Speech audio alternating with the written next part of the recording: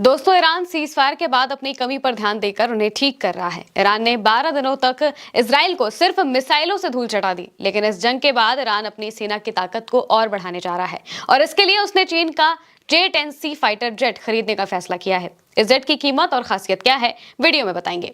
Iran अब नए सिरे से अपनी एयरफोर्स को बना सकता है और इसमें वो चीन की मदद लेने पर विचार कर रहा है।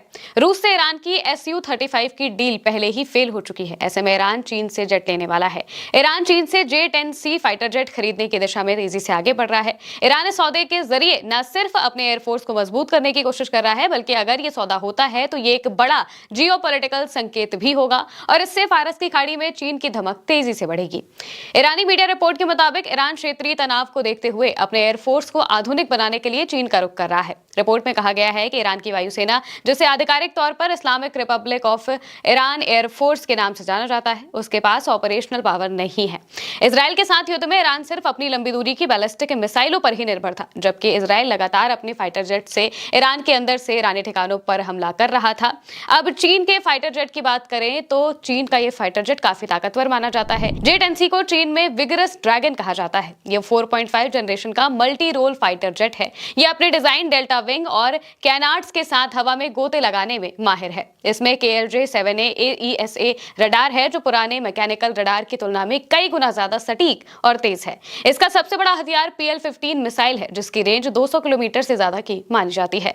ये विमान SEAD और DEAD ऑपरेशनों में भी सक्षम है, यानी कि दुश्मन की वायु सुरक्षा प्रणालियों को नष्ट करने के लिए ये अहम भूमिका निभा सकता है। अगर ईरान J-10C फाइटर जेट खरीदता है तो ये लड़ाकू विमान PL-15 मिसाइल और AESA रडार की मदद से इजराइल के विमानों को दूर से ट्रैक करके इंटरसेप्ट कर सकता है।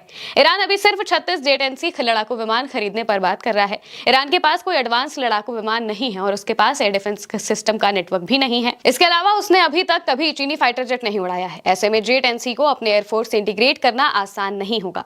इसलिए ईरान नया सप्लाई चेन, ट्रेंड पायलट्स और ग्राउंड मेंटेनेंस इंफ्रास्ट्रक्चर के तैयार कर सकता है। चीन आमतौर पर अपने फाइटर्स के सॉफ्टवेयर को लॉक रखता है, जिससे स्थानीय मॉडिफिकेशन मुश्किल हो जाता है। कुछ लोगों के मन में यह सवाल भी होगा कि ईरान ने रूस का जेट क्यों नहीं खरीदा। रूसी Su-35 की तुलना में J-10C अलग अलग लाभ देता है। ये पर यूनिट $60 मिलियन से $90 मिलियन के बीच की कीमत पर है, जो कि Su-35 की तुलना में काफी सस्ता है।